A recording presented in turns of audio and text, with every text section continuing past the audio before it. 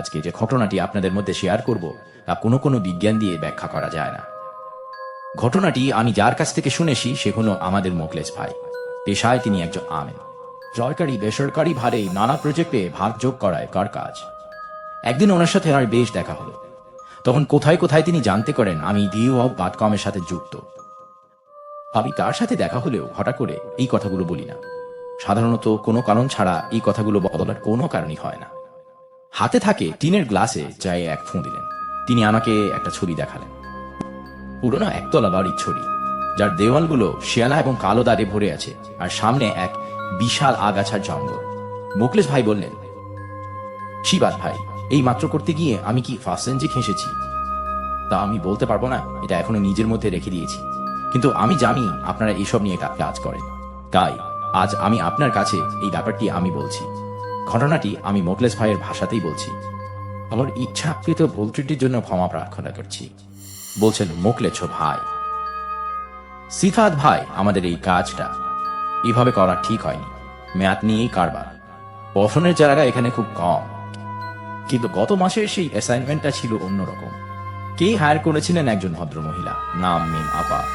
ওনার বাবার রেখে যাওয়া গ্রানি দাড়িটা তিনি বিক্রি করবেন।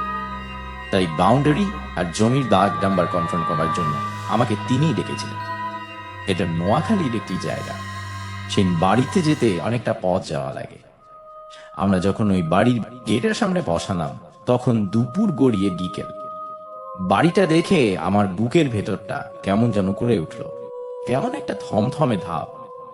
মিম আপা গেটের তালা খোলার সময় দেখলাম ওনার হাত কাঁপছে। তিনি বারবার ওড়না না দিয়ে মুখ মুছছিলেন। যদিও তখন শীতকাল ছিল। নিউ আপার সাথে তার 10 বছরের মেয়ে মিমু ছিল। বাচ্চাটা বেশ চুপচাপ। আমি আমার কাজ শুরু করলাম, কিন্তু কাজে মন দিতে পারলাম না।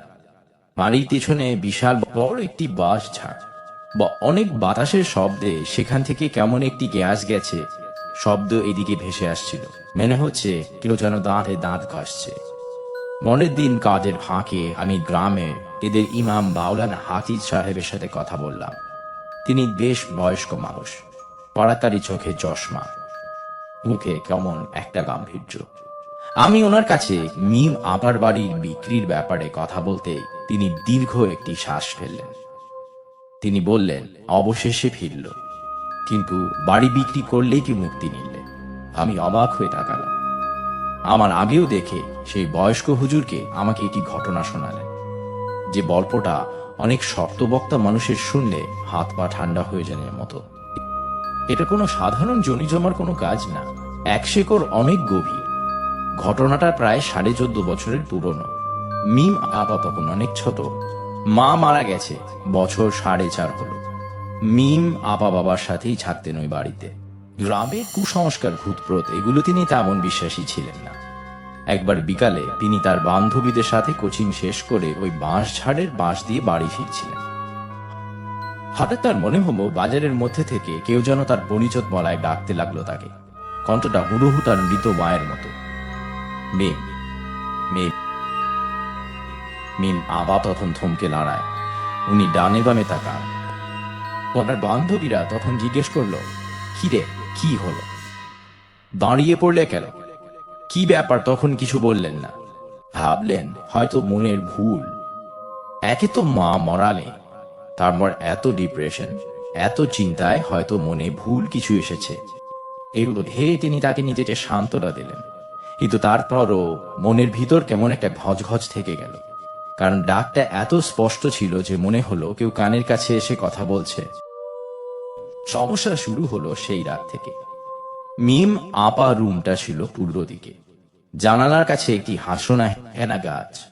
রাতে কারেন্ট ছিল না, লোডশেডিং। তিনি মোমবাতি জ্বালিয়ে আলো আধারিতে ওনার টেবিলে বসে পড়ছিলেন। হঠাৎ তাই নাকি একটি গন্ধ আসলো, যেটা ফিট ফিট ফিট বাতাসের গন্ধের সাথে মিশে আছে। ভটকা পচা মানুষ পচা গন্ধ। মনে হচ্ছে আশেপাশে কোনো নর্দমায় বা ড্রেনে কোনো প্রাণী মরে করে আছে। উঠে গিয়ে জানালা বন্ধ করতে যাবেন, ঠিক তখন ওখানে আবার সেই ডাক। জানালার উপাস থেকে একদম জানালার কাছে সেই আদর মাখা সেই ডাক, মিম, এই মিম। কিন্তু ভাঙা গলার ডাক, দরজাটা থুনামা। আমার যে কষ্ট হচ্ছে, আপনারা একটিটা চিন্তা করেন যে একটি মেয়ে যে কার মাকে হারিয়েছে তার জন্য এই বিষয়টা কতটা মেন্টালি ভাবে প্রভাব ফেলে। মিম আপা কিন্তু ভয় পেলেন না। উনি ভাবলেন এটা হয়তো তার হাউজিনের সমস্যা হচ্ছে। উনি নিজেকে বোঝালেন এটা আমার অদ্ভুত মাইন্ডের খেলা। বন্ধুরা, এখানেই আজকের এপিসোড শেষ করছি, কিন্তু এটাই ছিল শুধু শুরু।